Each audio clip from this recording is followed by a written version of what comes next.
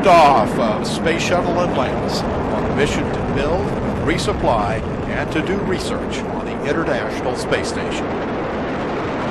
Houston now controlling. Atlantis begins its penultimate journey to shore up the International Space Station. From the dawn of man, there have been many mysterious sightings and reports from the heavens. Some of these are depicted in caveman drawings from thousands of years ago.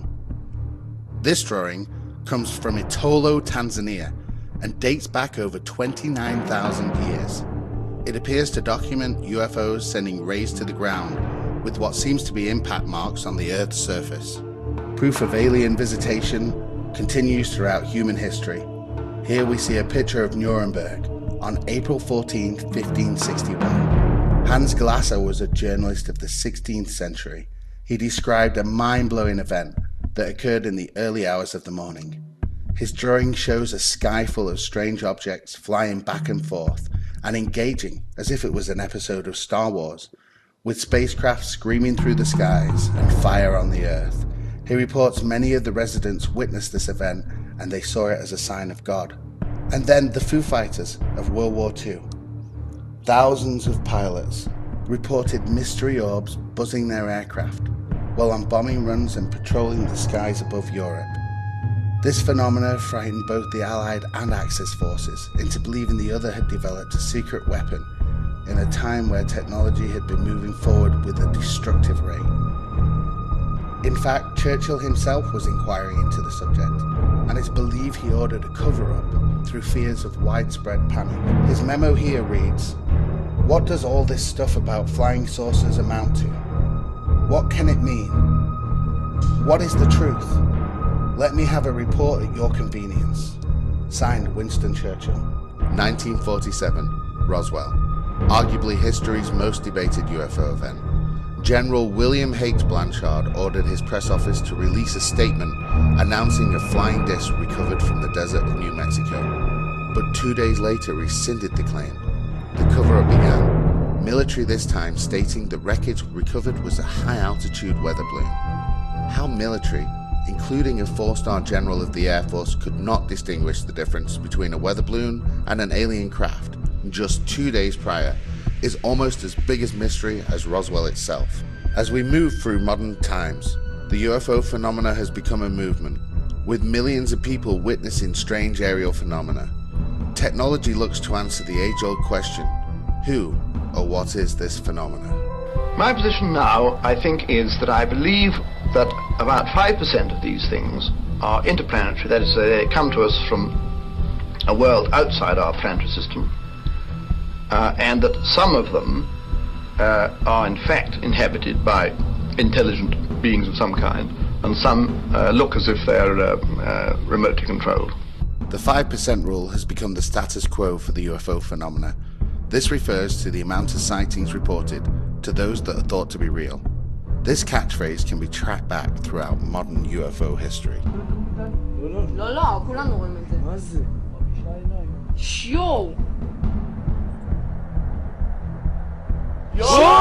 I investigated each and every one of them, and I found that about 80% could be explained, 15% insufficient data, but 5% extremely interesting.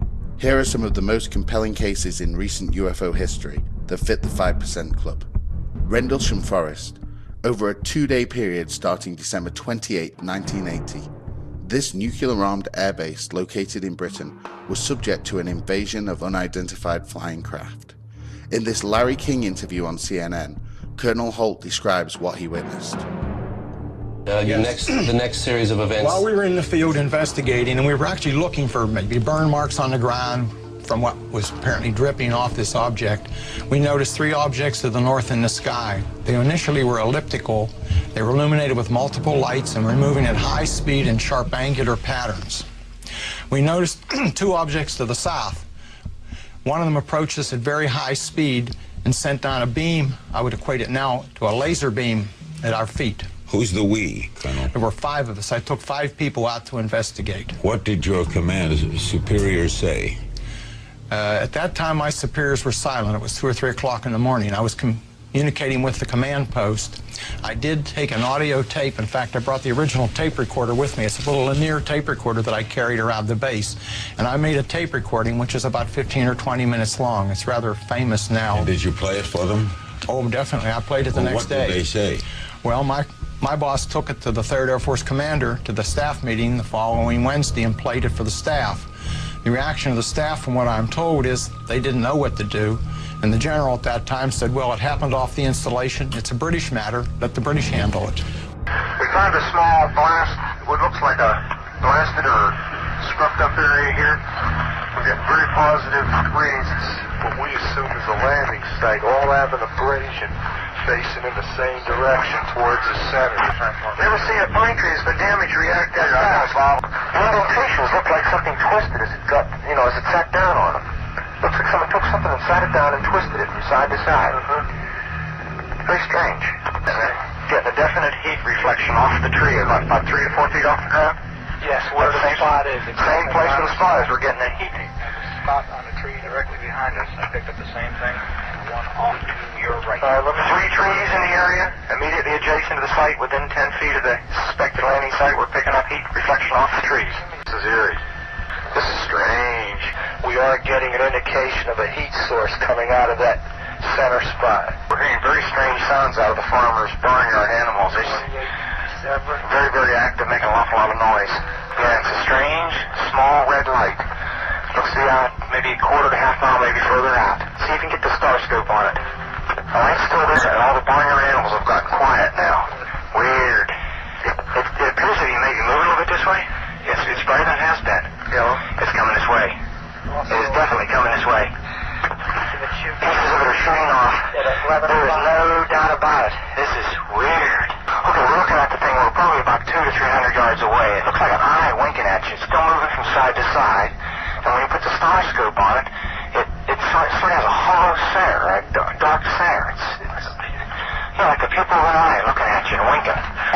Past the farmer's house and across into the next field, now we have multiple sightings of up to 5 lights with a similar shape and all, but they seem to be steady now rather than a pulsating or glow with a red flash. We just crossed the creek, and we're getting what kind of readings there? Getting 3 good clicks on the meter, and we're seeing strange lights in the sky. Here he comes from the south. He's coming toward us now. Now we're observing what appears to be a beam coming down to the ground. This is unreal. And the flash is so bright to the star scope that it almost burns your eye. Another compelling case study is Japan Airlines Flight 1628. On November 17, 1986, Captain Kenju Teruyuchi was flying from Paris to an airport near Tokyo, Japan. They were on the Reykjavik to Anchorage section of the flight. At 5:11 p.m., the crew witnessed 2 unidentified flying objects to their left. These objects rose from below and closed in on the aircraft. Those 2 craft then departed, and a much larger disc-shaped object started trailing them. It was as if they had been scouted and hunted down. For the next 50 minutes, they were pursued by this unearthly craft through the Alaskan darkness. That forced the pilots to request a change of course from the air traffic control. The pilot stated they had to get away from that object. Captain Teruyuchi said he could feel the heat from the intense glow of the object on his face. Here's a recording of the communication with air traffic control from that day. Deviate from some object, equating 240. Spinner 1628 Heavy. Deviation is approved as necessary for traffic. Try to fix. Make a formation. Spinner 1628, sir, do you still have the traffic? Disappear, now. Spinner 1628, I understand you do not see the traffic any longer. Almost immediately after this exchange, an urgent message comes in from Elmendorf Air Force Base. Yeah, this one is true. We have confirmed there is a flight size of 2 around your 1550 squawk. 1 primary return only. Okay, where is he following him? It looks like he is, yes. Okay, stand by. Spinner 1628 Heavy. Military radar advises they are picking up an intermittent primary target behind you. In trail, I say again. Do you have anybody to scramble up there, or do you want to do that? Oh, we're going to talk to your liaison officer about that. It's starting to concern that Japan Airlines taking the 360 now and still falling. Okay, we're calling the military desk on this. With military radar confirming the alien craft, and a pilot with over 10,000 hours of flying experience, this makes JAL 1628 one of the best documented cases in UFO history. It's worth noting that Captain Teriuchi was grounded by Japan Airlines for talking to the press, and was only reinstated as a pilot years later. With all the evidence and compelling information out in the public domain, it would be unimaginable that any denial would be in existence. Yet the very force that the people lock into power continues to subdue vital information on the very subject that could well unlock humanity's destiny. The cover-up dates back years. In 1952, General John Sanford held a press conference after government research into the subject of UFOs. I am here to discuss the so-called flying saucers.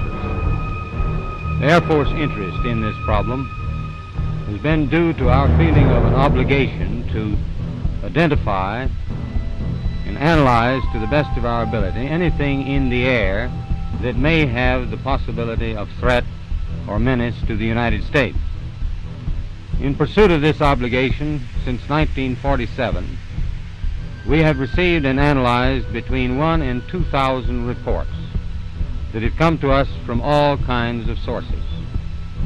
Of this great mass of reports, we have been able adequately to explain the great bulk of them, explain them to our own satisfaction. We've been able to explain them as hoaxes, as erroneously identified friendly aircraft, as meteorological or electronic phenomena, or as light aberrations. However, there have been a certain percentage of this volume of reports that have been made by credible observers of relatively incredible things. It is this group of observations that we now are attempting to resolve. Our basic difficulty in dealing with these is that there is no measurement of them that makes it possible for us to put them in any pattern that would be profitable for a deliberate, custom sort of analysis to take the next step. We have, as of date, come to only one firm conclusion with respect to this remaining percentage, and that is that it does not contain any pattern of purpose or of consistency that we can relate with to any conceivable threat to the United States. We can say that the recent sightings are in no way connected with any secret development by any department of the United States. The government deception continues even today.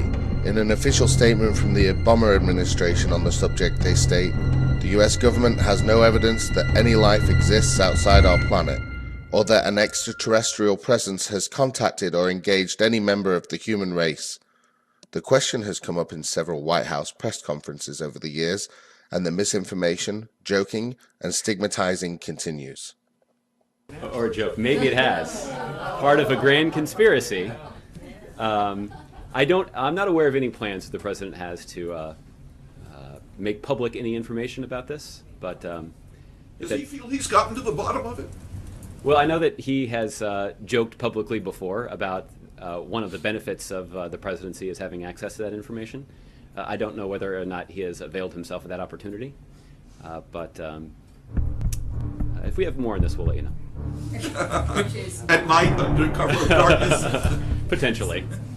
But this is no joking matter, and although planet Earth's only superpower refuses to acknowledge the evidence other world governments have, the Mexican government released this footage of unidentified objects tracked by their fighter jets on March 5th, 2004, 11 UFOs invading their sovereign airspace. Y van a una velocidad, pero 1, 2, 3, 4, 5, 6, 7, 8 en la pantalla. Síguelo, no lo cierres. And in 2016, the Chilean government declassifies and releases footage taken from one of their Navy helicopters. Twice during the encounter, the UFO ejects an unknown material into the air, which is only visible on the infrared spectrum. To the naked eye, the object itself is barely visible. The substance it expels disappears straight into the clouds.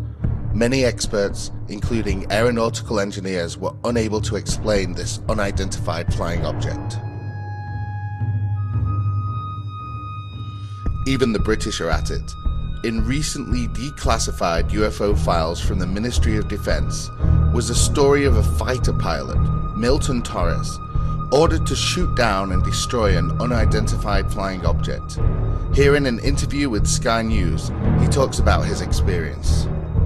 Milton Torres, he's in Miami for us, and over 50 years ago he was ordered to shoot down a UFO when he was based in Britain, and he was flying over East Anglia, wasn't far over Norwich City, and he was told to shoot down what appeared to be a huge object. You could say, hey? You could say it was somewhere between Norwich and Ipswich. It was right in that area. Milton, I know that you locked on and then there was nothing to fire at because this thing went like the speed of sound at, say, 10,000 miles an hour. I have no idea. It was 10 Mach. 10 Mach, at least. You must have, I mean, for the last 50 years, this thing must have haunted you, didn't it? It certainly did. I wanted to know what it was in the worst possible way. This is the sort of thing a scientist wants to dig his teeth into. Did you do some research on it? Are you there? Say again? I was just wondering, have you spent a lot of time researching into what it might have been, what it could have been? Well, yes, I did. I did a lot of researching on my own, but I found nothing that we knew it. So that's the best I could come with it. It was just way too fast and way too... well, let's put it this way. It aberrated all of the laws of Newton that Sir Isaac Newton put in place. So that's why I know it was something different. And it certainly wasn't, you don't feel you could have been fooled by reflections in the sky. There was something solid, something tangible there were two of us. There were two of us, myself and my wingman. And my wingman, for the life of me, I cannot remember who he was. But whoever he was, I just didn't know who the hell besides myself could be seeing this. So that was two radars up there, not just one, and the GCI radar as well. When you went up to fly again after that, I mean, did you always think I might see it again? Well, I always hoped, but I never saw it again. And what about other pilots? Did you ever talk to other pilots about it? I mean, did other pilots say, yes, I've seen talked something? to several others. I've talked to several of them, and most of them have said they've seen something, but they didn't know what it was. But presumably, and that's about the bottom line. But everybody like you presumably was sworn to silence and sort of threatened by the government to keep your mouth shut or lose your job. Well, let me tell you why it was so scary to me. They promised to take me out of my airplane, and I loved my airplane more than I loved anything, including my mother. You know, so as far as I was concerned, that was heresy to talk like that. So when they said that, they got my obedience. Sounds like they got your attention, and you got ours as well. Milton Torres, it's been a pleasure talking to you here on Sky News. Thank you very much for joining us from Miami. And yet, even as its allies declassify select information on this phenomena, the American institutions remain tight-lipped. The one country in the world qualified to know and take us into the age of disclosure continues to evade and deceive this solid evidence that only the meek-minded could deny, and the reason why may be more frightening than a hostile alien invasion itself. Now, this conjunction of an immense military establishment and a large arms industry is new in the American experience. The total influence, economic, political, even spiritual, is felt in every city, every state house, every office of the federal government. We recognize the imperative need for this development, yet we must not fail to comprehend its grave implications. Our toil, resources, and livelihood are all involved. So is the very structure of our society. In the councils of government, we must guard against the acquisition of unwarranted influence, whether sought or unsought, by the military-industrial complex. The potential for the disastrous rise of misplaced power exists and will persist. We must never let the weight of this combination endanger our liberties or democratic processes. We should take nothing for granted. Only an alert and knowledgeable citizenry can compel the proper meshing of the huge industrial and military machinery of defense with our peaceful methods and goals, so that security and liberty may prosper together. Akin to and largely responsible for the sweeping changes in our industrial military posture has been the technological revolution during recent decades. In this revolution, research has become central. It also becomes more formalized, complex, and costly. A steadily increasing share is conducted for, by, or at the direction of the federal government. Today, the solitary inventor, tinkering in his shop, has been overshadowed by task forces of scientists in laboratories and testing fields.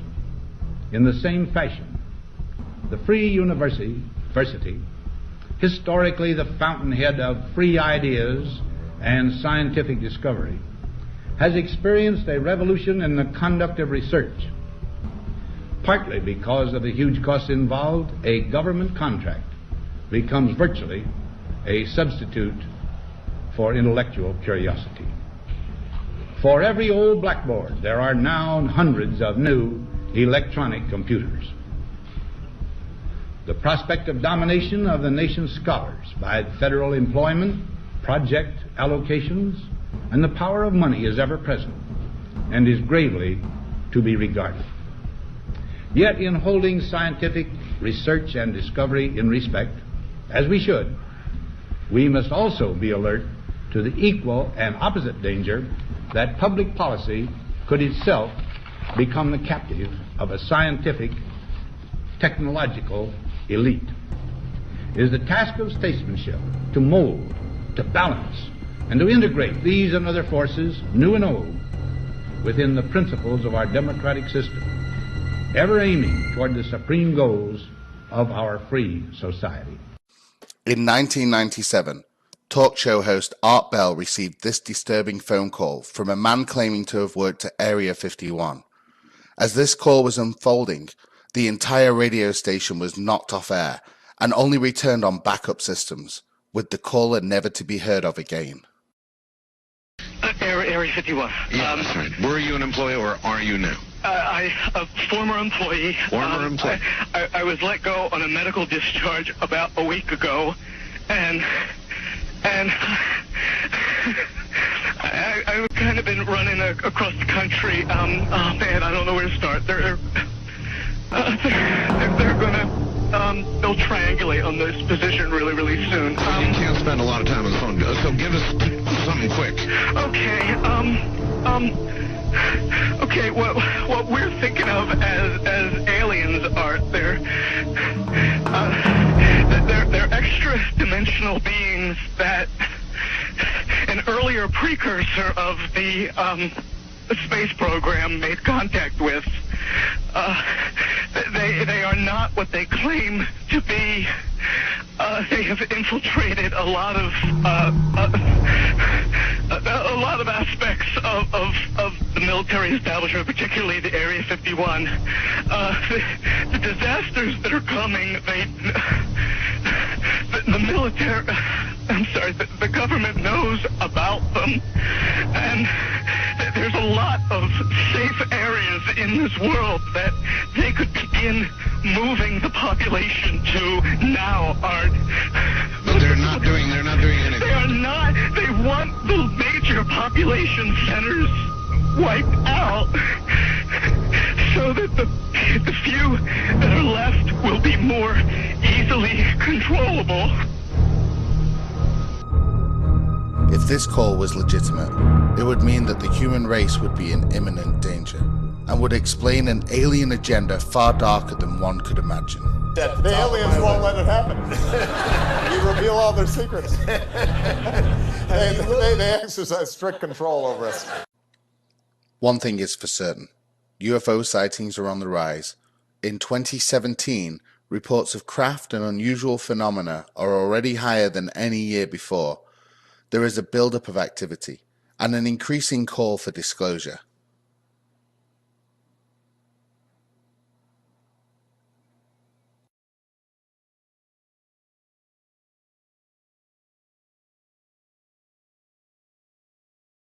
With even past presidents now alluding to something locked away deep inside the circle of secrecy, it would seem we are heading towards a penultimate conclusion to this age-old question. I got a letter from 13-year-old Ryan from Belfast. Now, Ryan, if you're out in the crowd tonight, here's the answer to your question. No. As far as I know, an alien spacecraft did not crash in Roswell, New Mexico in 1947. And Ryan, if the United States Air Force did recover alien bodies, they didn't tell me about it either, and I want to know. Tell me about the time you once saw a UFO. Well, I was the district governor of 56 Lions clubs in southwest Georgia, and I had to visit all the Lions clubs and make a speech. And I was outside a school lunchroom one night, right before sundown. It was getting dark, and we were getting ready to eat supper. And I and about 25 men were standing around, and all of a sudden, in the western sky, we saw a strange light coming toward us, a round light, and it got closer and closer, and right above the pine trees, it stopped. And then it began to change colors from blue to red to white. And then it stayed there for a while. We were all aghast. We didn't know what it was. And then it just disappeared into the west. That was the end of it. So it was a genuine UFO in that it was an unidentified flying object. It's time to prepare. The baton is now passed to you, the believers, the knowers, the truthers. Share this movie on to friends and family, and to anyone who will listen. And don't forget, join us on our journey of disclosure.